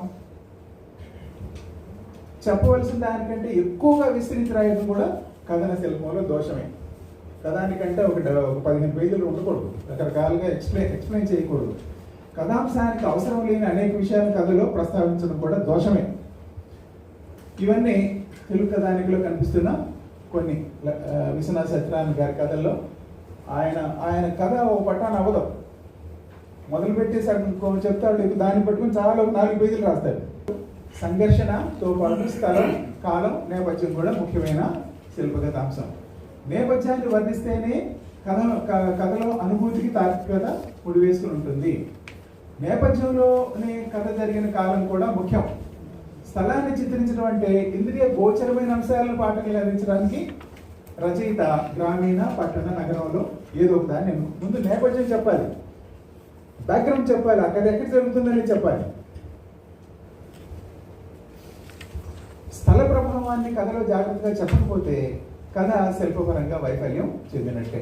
ప్రకృతిని, పరిసరాలను వర్ణించడం మాత్రమే నేపథ్య చిత్రం కాదు, వాటి అవసరాలను మించి వర్ణించడం చేత కథాంశం మీద పాఠకం దృష్టి నిలవదు. నేపథ్యంలోనే స్థలానుగుణమైన భాషను ప్రయోగించడం కూడా అవసరం. ఏ ప్రాంతంలోనైతే నువ్వు ఆ కథ రాస్తున్నావో, ఏ ప్రాంతం వాళ్ళు ఆ భాషే వాళ్ళు మాట్లాడాలి. తెలంగాణ వాళ్ళు వచ్చి కృష్ణా జిల్లా భాషలు రాస్తే అది ఎట్లాగా ఉంది? ఎల్లయ్య పుల్లయ్య అనేవాడు. ఒక ప్రాంతానికి, వర్గానికి, కులానికి చెందిన పాత్ర తన ప్రాంతానికి, తన వర్గానికి తన కులానికి దగ్గరగా ఉన్న మా భాషే మాట్లాడతాడు. తెలంగాణ ప్రాంతానికి చెందిన కాలువ మల్లయ్య గారు. మల్లయ్య గారు ఏమో చదివా అంటే గేమ్ రాయడమే జీవితం అనుకుంటున్నావా? కాలువ మల్లయ్య ఇలాంటి వాళ్ళు చాలా మంది ఉన్నారు. నా తెలంగాణ కథ ఈ శిల్పంలో వచ్చింది. దళిత అనుభవాల కథల్లో కూడా ఆ సందర్భంలోనే వస్తువు శిల్పం దాన్ని కూడా సమన్వయం చేసుకుంటా రావాలి. పాత్ర చిత్రణ, క్యారెక్టరైజేషన్, నువ్వు ఎన్నుకున్న 2-3 పాత్రల్ని ఏ విధంగా నువ్వు బయటికి ప్రజెంట్ చేస్తున్నావు. కేంద్ర బిందువు కథాంశం అయితే కథాంశానికి రచయితకు మధ్య ఉన్న సంబంధం ఉద్దేశం. కథాంశము వస్తువుకు సంబంధించిన అంశాలు అయితే కథా సంవిధానం, ప్లాట్, పాత్రలు, నేపథ్యం, దృష్టికోణం, కథనం ఇవన్నీ శిల్పానికి సంబంధించినవి. ఇందాకే చెప్పాను. కథలోని సంఘటనల మధ్య ఉన్న సంబంధాన్ని, కార్యకారణ సంబంధాన్ని సంవిధానం అనేది తెలియజేస్తుంది. ఏ సంఘటన కారణం, ఏ ఘటన తెలియజేయడమే కథా సంవిధానం యొక్క. ఇది చదవండి. కథను నడిపించేవారు, కథా వస్తువును నిర్వహించేవారు, కథాంశాన్ని సూచించేవారు పాత్రలు, క్యారెక్టర్స్. దానిలోని ఉదాహరణకి పాటలు బాగా పాడే వాళ్ళకి సంగీతం రానవసరం లేదు. ఉదాహరణకి ప్రముఖ సినీ గాయకులైన ఎస్పి బాలసుబ్రహ్మణ్యం, మాధురి సత్యం అసలు శాస్త్రీయ సంగీతమే నేర్చుకోలేదు. అయితే కథల విషయంలో మాత్రం ఇలాంటి వెసులుబాటు లేదు. కథలు బాగా రాయాలనుకునే వాళ్ళు రచయితకు కథా శిల్పం గురించి తప్పకుండా తెలియాలి. శిల్పం గురించి స్టడీ చేయాలి. నేపథ్యం, కథ జరగడానికి కారణం ఉన్నట్టుగానే ఒక స్థలం ఉంటుంది, ఒక కాలం ఉంటుంది. ఈ స్థల కాలాల చిత్రనే కథా సాహిత్యంలో నేపథ్య చిత్రణ అని అంటారు. కొన్ని కథలు ఎప్పుడైనా ఎక్కడైనా జరగవచ్చు, వాటికి స్థలంతో కాలంతో సంబంధం ఉండదు. కానీ చాలా కథలు ఏదో ఒక చోట ఏదో ఒక కాలంలో జరుగుతాయి. ఇలా చెప్పాలంటే కొన్ని కథలు కొన్ని నేపథ్యాల్లో మాత్రమే జరుగుతాయి. కథా నేపథ్యాన్ని మారిస్తే అసహజంగా ఉంటుంది, అసంభవంగా కూడా ఉంటుంది. ఉదాహరణకి నారాయణ గారు రాసిన విముక్తి అనే కథ వెనుకబడి రాయలసీమ ప్రాంతంలో మాత్రమే జరుగుతుంది. ఆ కథ దాన్ని తీసుకొచ్చి బెజవాడలోనూ ఊరిలోనూ పెడితే కుదరదు. ఆ కథ అలాంటి ఓడలు అలాంటి కథలు జరగవు. నదులు బల్లకట్లు లేని రాయలసీమలో బల్లకట్టు పాపయ్య అని మా గోఖలే రాసిన కథ. ఆయన చాలా చేయి తిరిగిన కథ కూడా అయినప్పటికీ కూడా ఏంటి ఇట్లా రాస్తున్నాడు. ఇప్పుడు చిత్తూరు జిల్లాలో లేకపోతే అలాంటి జిల్లాలో కాలం ఉంది, పెద్ద కాలం, బల్లకట్ల దాటి రాస్తే వింతగా అనిపిస్తుంది. నేను పెద్ద ఆయనే అమరావతి కథలు అనే పేరుతో సత్యం సంక్రమించి ముందు పుస్తకం బయట ఉంది, తిరగండి. అమరావతి కథలు మాత్రం తప్పకుండా చదవాలి, ఏం చదివినా చదువుకోయాను. అమరావతి కథలు అనే పేరుతో సత్యం సంక్రమించి రాసిన చాలా కథలు అమరావతి అనే గ్రామంలోనే జరుగుతాయి, ఇంకే గ్రామంలో జరగవు. ఏ పాయింట్ ఆఫ్ వ్యూతో రాస్తున్నాం అనేది కూడా ప్రాముఖ్యం. ఒకే కథని చాలా మంది చెప్పొచ్చు. ఏ దృష్టికోణంతో కథ చెప్తున్నాం అంటే కథని ఎలా చెప్పాలి, ఎవరు చెప్పాలి అని తెలిపైతే దృష్టికోణం. కథ చెప్పే దృష్టికోణాన్ని కొన్ని రకాలు. సర్వసాక్షి దృష్టికోణం అంటే రచయిత కథలో పాత్రగా ఉండడం, ఎక్కడో ఉండి వాళ్ళందరినీ స్టడీ చేస్తూ రాస్తాడు, సర్వసాక్షి. ప్రథమ పురుష దృష్టికోణం, ఉత్తమ పురుష దృష్టికోణం, నాటకీయత తీసుకురావడం కోసం రచయితగా సాధారణంగా రచయితలకు అన్ని పాత్రల గురించి తెలిసి ఉంటుంది. నేను మాట నా గురించి చెప్పుకున్నాను ఏమనుకోవాలంటే బాపట్ల కథలు అనే దానిలో అది వాళ్ళు విశాలాంధ్ర వాళ్ళు చాలా మెచ్చుకున్నారు. రాజపాళెం చంద్రశేఖర్ రెడ్డి గారు ఎంత ముచ్చిపోయాడు. ఆ కథలు పంపిస్తే ఆయనకి ముందు మాట రాయమని 7 పేజీలు రాశాడు. ఈయన ఎవరు అసలు, సుదర్శన్ అంటే ఎవరు, మనకి ఎప్పుడు తగలలేదే అని అసలు ఆయన తల్లికిందలు అయిపోయాడు. ఈసారి విజయవాడ వచ్చినప్పుడు పరిచయం చేయండి అంటున్నాడు.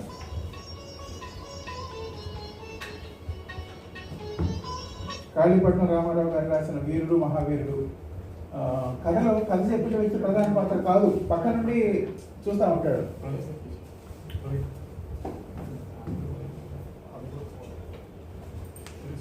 కంఠస్వరం, టోన్ అండ్ టోనాలిటీ ఎట్లా ఉంది, గంభీరంగా చెప్పాడా, వ్యంగ్యంగా చెప్పాడా, హాస్యంతో చెప్తున్నాడా, నర్మగర్భంగా.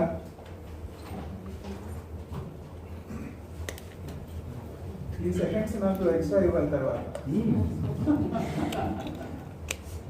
బాబు చాలే, ఎక్కర్లేదు, అర్థమైందా?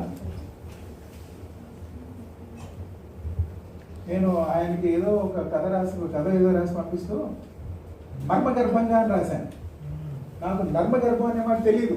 ఒక 15-20 ఏళ్ళ క్రితం ఆయన చాలా నవ్వుకుని ఇది కూడా బాగుందిలేండి, అసలు నర్మగర్భం, మీరు దాన్ని మర్మగర్భంగా రాయడం అంటే నాది చమత్కారం అనుకున్నాడు. అది తెలియని మాట, అది అట్లా రాయాలని తెలియదు. ఆయన మీకు గుర్తుందా, ఆయనే అన్నాడు, ఓహో నర్మగర్భం అనే మాటని మీరు మర్మగర్భం అని రాశారు. అది కూడా కరెక్ట్ గానే అనిపిస్తుంది, కానీ అసలు అది నర్మగర్భంగా రాయడం. కోపంతో చెప్పాడా, నర్మగర్భంగా చెప్పాడా, కథకుడు వేషంగా చెప్పాడా అనేది నిర్ణయించుకోవాలి. అప్పుడప్పుడు వీటికి తగ్గుబాటులో కలిపి కూడా చెప్పొచ్చు. ఉదాహరణకి పెద్దపట్ల సుబ్రహ్మణ్యం గారు రాసిన పెద్దపట్ల సుబ్రహ్మణ్యం గారు గొప్ప కథ కూడా కాదు, కానీ మా కాలేజీలో తెలుగు లెక్చరర్, ఆయనకి సాహిత్య అకాడమీ అవార్డు కూడా వచ్చింది. మంచు బొమ్మ అనే దానికి సాహిత్య అకాడమీ ప్రైజ్ వచ్చింది.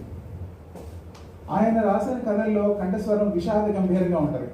రావి శాస్త్రిది, రాజకొండ విశ్వనాథ శాస్త్రిది పాఠకుడిని రెచ్చగొట్టే వ్యంగ్యం, గుచ్చుకుంటుంది ఒకసారి.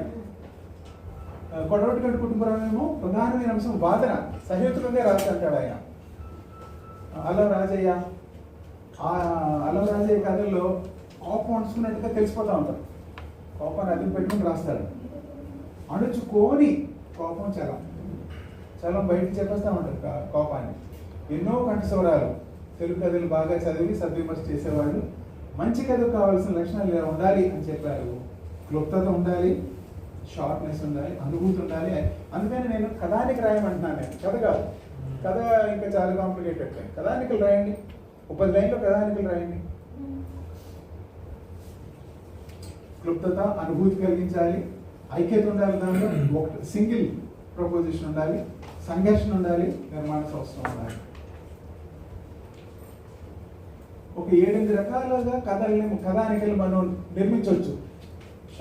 షార్ట్ స్టోరీలో నిర్మాణ రీతులు, స్ట్రక్చర్, టెక్నిక్స్ ఉన్నాయి. మంచి కథ అయితే కేవలం మంచి ఆలోచనే కాదు, మంచి ఆలోచన ఉంటూ మాత్రమే కాదు, దాన్ని ఎలా నిర్మించాం అన్నది ఆ కథానిక విజయం సాధించడానికి. ఇక్కడ ముఖ్యమైన నిర్మాణ రీతులు చెప్తున్నాను. ట్రెడిషనల్ స్ట్రక్చర్, ట్రెడిషనల్గా మామూలు అందరూ రాసేటట్టుగా, మన పూర్వీకులు రాసినట్టుగా కథానికి రాయడం. ప్రారంభం ఉండాలి, ఇంట్రడక్షన్ అంటే ఆ పాత్రలు, వాతావరణం, పరిచయం, నేపథ్యం గురించి చెప్పాలి. సంఘర్షణ అంటే సంఘర్షణ అని అర్థం. ఇదివరకు అలా అనేవాళ్ళేమో, ఇప్పుడు సంఘర్షణ అంటున్నారేమో, దానికి దీనికి తేడా ఉందేమో కదా చెప్పండి. సమస్య స్టార్ట్ అవుతుంది. ఒక కథానికి రాయడం మొదలుపెట్టినప్పుడు కొన్ని లైన్ రాశాక సంఘర్షణ ఒకటి తెర మీదకి వస్తుంది, కాన్ఫ్లిక్ట్ వస్తుంది. అక్కడ నుంచి క్లైమాక్స్కి వెళ్ళింది, ఉద్దిగ్న ఘట్టానికి వెళ్ళింది, పరిష్కారం కూడా కనిపిస్తుంది. పంచతంత్ర కథలు చదవాలి ముందు, అన్నిటికంటే ముందు పంచతంత్ర కథలు తీసుకొని చదవాలి. చందమామ కథలు చదవాలి. నేను దాదాపు 4వ తరగతి నుంచి 10th వరకు కూడా దాదాపు ఒక 6 సంవత్సరాలు ప్రతి నెల చందమామ కథలు మొత్తం 1 సిట్టింగ్లో చదివేసేవాడిని. పట్టుకుంటే మళ్ళీ పూర్తయిన తర్వాత కానీ, అంటే ఎక్కువ ఆరగించుకున్నాను, జీర్ణం చేసుకున్నాను, కానీ అవుట్పుట్ లేదు కథానికల విషయంలో. పంచతంత్రం ఇమ్మీడియా రెస్ అనే దానికి తెలుగు చెప్పలేదు. కథ అనేది కథనానికి మధ్యలో స్టార్ట్ అవుతుంది. కొంత కథ జరిగిపోతే ఇంకొంత ఈ మధ్యలో స్టార్ట్ చేస్తారు, లేదా క్లైమాక్స్ దగ్గర మొదలు పెడతారు. చివరిలో చెప్పి వాడి శవం ఊటబావి దగ్గర చెట్టుకి ఏలాడుతుంది అని మొదలు పెడతారు. క్లైమాక్స్ అయిపోయింది కదా, కానీ మళ్ళీ వెనక్కి వెళ్ళి చెప్పుకుంటూ వస్తారు. ఫ్లాష్ బ్యాక్ ఇలాంటిది. ప్రస్తుత సంఘటనల మధ్యలో గతాన్ని చూపించడం, చెప్పుకుంటూ ఇతను ఎవరో తెలుసా, ఫలానా. కథలో పాత్రల గతాన్ని తెలియజేయడానికి ఉపయోగపడుతుంది, భావోద్వేగాన్ని పెంచుతాను. రివర్స్ క్రోనాలజీ, రివర్స్ తలకిందులు కాలం అన్న కథను చివరి నుంచి మొదటి చెప్తాడు, చివరి నుంచి చెప్పుకుంటూ వస్తాడు. పాఠకుల్లో అది ఉత్కంఠ పెంచుతుంది. ఒక్కొక్కటి చెప్పుకుంటూ వచ్చినప్పుడు ఇదేందుకు జరిగింది అది అతని చేత చదివిస్తుంది. ఎపిసోడిక్, చిన్న సంఘటనల సమారోహం, చిన్న సంఘటనలు చెప్పుకుంటూ వెళ్తారు. ప్రతి సంఘటనలోనూ ఒక సందేశం ఉంటుంది. చివరికి మొత్తం సంఘటనలు కలిపి కథకు ఒకే ఒక భావాన్ని తీసుకొస్తాయి. ఓపెన్ ఎండింగ్, స్పష్టమైన ముగింపు ఉండదు, కంక్లూజన్ ఉండదు. పాఠకుడు ఆలోచించుకుంటాడు. ఆధునిక కథలు ఎక్కువగా దీన్ని ఉపయోగిస్తారు. ట్విస్ట్ ఎండింగ్, చివరిలో అనుకోని మలుపు ఒకటి ఎదురవుతుంది. కథ గుర్తుండిపోయాలి. ఇప్పుడు నేను చెప్పిన ఓహేంది కథ అలాంటిది. వాళ్ళు స్పౌస్కి ఏదో ఇవ్వాలని చూస్తారు, చివరికి వచ్చినప్పటికి ఇస్తే వాడుకోవడానికి ఆమె దగ్గర జుట్టు లేదు, ఇస్తే పెట్టుకోవడానికి వాచ్ లేదు. Single effect. ఈ సిద్ధాంతాన్ని Edgar Allan Poe, he's also one of the fathers of modern short story. కథ మొత్తం ఒకే భావాన్ని కలిగించాలి, ప్రతి వాక్యం కూడా అదే లక్ష్యం కోసం పనిచేయాలి. పాత్రాధారిత నిర్మాణం, ఇవన్నీ రకరకాల నిర్మాణాలు అన్నమాట. ఎవరో ఒకడు ముందు కూర్చొని ఇన్ని రకాల కథనా పద్ధతులు ఉన్నాయి అని చెప్పి ఎవరో థియరీ రాయడు. వస్తున్న కథలు ఒక్కొక్కదాన్ని తీసుకొని ఆ కథని ఒక్కొక్క దీనిలోకి పెడతాడనమాట. మనం రాసిన దాన్ని బట్టి లక్షణాలు వేరే వాళ్ళు చెప్తారు. వాళ్ళు చెప్పిన నేను కథ రాయాలి ఏది తీసుకుంటానని మనం చెయ్యం, కానీ మనం రాసిన కథని వేరే వాళ్ళు చూసి ఇన్ని రకాల కథలు ఉన్నాయి, ఇన్ని రకాల కథానికలు ఉన్నాయి అని చెప్పి చెప్పారు. సంఘటన ఆధారిత.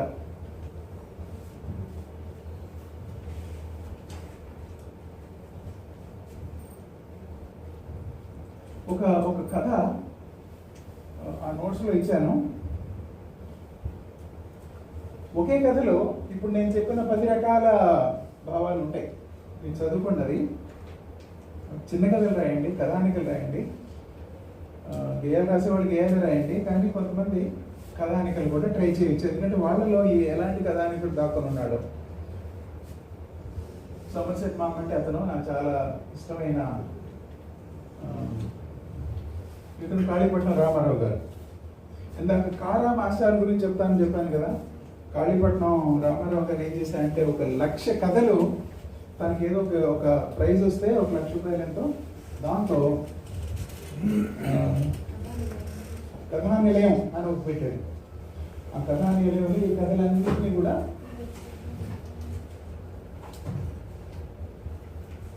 తనకు అందుబాటులో వచ్చిన కథలన్నీ అక్కడ ఉంటాయి. ఆయన నిక్షిప్తం చేశాడు ఆ కథలన్నీ. అలాగే ఉన్నాడు కదా. నేను చూశాను. ఒకవేళ గూగుల్ అమ్మా మనకి తప్పించిందేమో తెలియదు, చూద్దాం. సోమర్సెట్ మామ్ సరే కలెక్టెడ్ షార్ట్ స్టోరీస్ చాలా వాల్యూమ్స్ ఉన్నాయి. అతను రాసింది ఒకటి నా దృష్టికి ఆకర్షించింది ఏంటంటే రైటర్స్ నోట్బుక్ అనే ఒక పుస్తకం వచ్చింది. కొన్ని వేల కాపీలు అమ్ముడుపోయింది. ఇదేంటంటే ఏమి లేదు, డైరీ. అతని డైరీ. నేను నాకు చెప్పాను కదా, నేను ఆ ట్రైన్లో వెళ్తుంటే ఒక మరుగుజ్జు చేసుకుని ఒక అమ్మాయి అని అదంతా రాసుకున్నాడు అతను ఇంటికెళ్ళి ఒక పేజీలో. అవన్నీ కలిపి ఈ పుస్తకం వచ్చింది. ఇది ఒక కథలు రాసే వాళ్ళకి ఇది ఒక నిధి అనమాట. ఇది చదివితే ఇంగ్లీష్ అనుకోండి, ఇవన్నీ చదివితే ఇది ఒక ఉదాహరణ, నాకు తెలిసిన ఉదాహరణ. కథలు రాయండి. నేను నాకు కూడా ఎలా కనిపిస్తుంది, ఇతను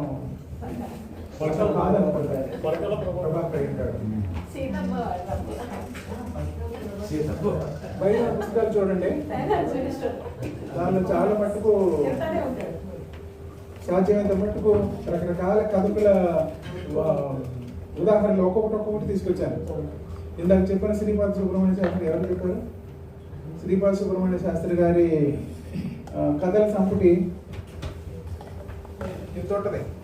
అదంతా కలిపి ఒకటే దానిలో పెట్టారు. అది మొయ్యలేమన్నమాట.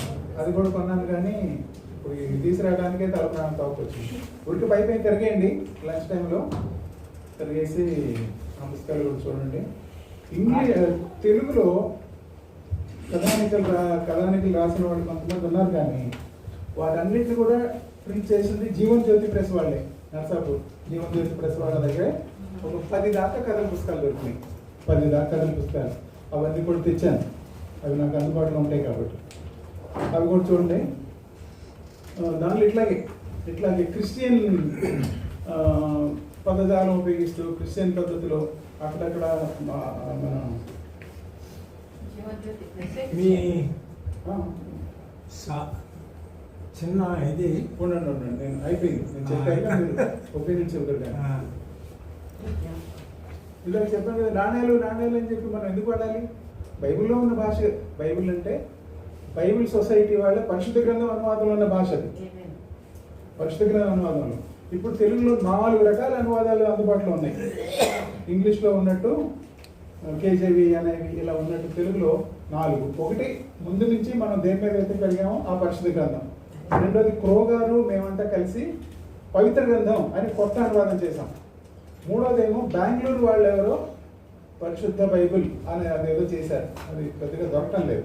4వది మళ్ళీ మేము మొన్న 2013 నుంచి 2017 వరకు ప్రశాంత్ కూడా ఆ స్కాలర్స్లో ఒక్కడిగా ఉన్నాడు.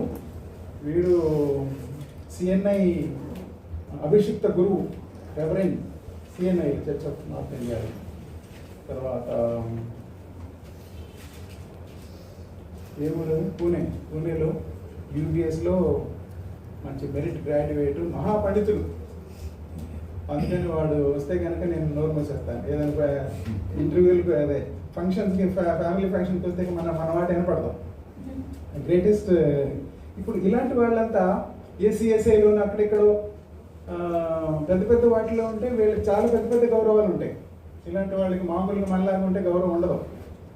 మామూలు మనిషిలాగానే మనతో పాటు తిరుగుతూ ఉంటాడు. ప్రశాంత్ ఇంకా కొంతమంది ఒక 6 స్కాలర్స్ కలిపి వాళ్ళు నాతో పాటు పనిచేసి నేను వాళ్ళకి చైర్మన్గా ఉండి ఇంకొక అనువాదం వచ్చింది, IRV Indian revised version Telugu అని. కాబట్టి 4 అనువాదాలు ఉన్నాయి. సాధారణంగా మనం బైబుల్ ఇట్లుంది అంటాం, కానీ బైబుల్ ఇట్లుందంటే అర్థం ఏంటంటే బిఎస్ఐ వాళ్ళు చేసిన అనువాదం ఇట్లుంది. బట్ బిఎస్ఐ అనువాదం భాష అండ్ చాలా గట్టిగా ఉంటుంది, ప్రసిద్ధి. మనకి ఒక సిస్టర్ ఒక ఉంటుంది, ఆమెకి కల్లో దేవుడు కనిపించి యేసు ప్రభు కనిపించి మాట్లాడుకో సోదరి అని ఆ బైబిల్ బిఎస్ఐ బైబిల్ భాషే వాడతాడు యేసుక్రీస్తు కూడా. అది కనిపించినప్పుడు, ఆమెకి కల్లో కనిపించినప్పుడు అంతగా పట్టేసింది. యేసుక్రీస్తు నిజానికి చాలా వాడుక భాషలో చాలా ఫ్రీ లాంగ్వేజ్లో వాడాడు. ఎట్లా తెలుసు మనకి? కొత్త నిబంధనలో ఆయన మాట్లాడిన మాటలు ఉంటాయి కాబట్టి. ఆయన కొయినే గ్రీక్ అని ఒక మోటు రకం గ్రీక్లో వాడాడు. పండిత భాషలో ఆయన మాట్లాడాడు. ఆయన కానీ ఆయన అంతా తిరిగింది పల్లెటూళ్ళలో, లేకపోతే సైనికులు చేపలు పట్టుకునే వాళ్ళు మార్కెట్లో మూటలు మోసేవాళ్ళు, వాళ్ళతో మాట్లాడాడు. అలాంటి భాష ఆయన కూడా వాడాడు. సహోదరి నీకు క్షుభం కలుగురు కాక అట్లా మాట్లాడాలి ఆయన. సరే బిఎస్ఐ వాళ్ళు ఇట్లా చేశారు. తర్వాత మనం చేసుకునేవి మాత్రం ఆయన ఎట్లా మాట్లాడాడు అంటే వాడుక భాషలో. వాడుక భాష అనేది నేను కురో గారితో, మూర్తి గారితో అప్పుడు పనిచేసినప్పటి నుంచి అదొక పెద్ద ఉద్యమం లాగా నేను తీసుకెళ్తున్నాను. 82 నుంచి, అంతకు ముందు నుంచే. ఇప్పుడు నేను గ్రాంధికంలో రాయలా. నా జీవితం అంతా కూడా క్రైస్తవుల భాష, క్రైస్తవేతరుల భాషకి దగ్గరగా రావాలి అనే దాని మీదే నేను తాపత్రయపడ్డాను. అందుకని ఈ మరియులు బడులు వస్తే నాకు చాలా చిరాకుగా ఉంటుంది. Okay, thank you. ఆ చిరాకుతోనే నేను ముగిస్తున్నాను, మీద కోపంతో. Thank you very much. Thank you.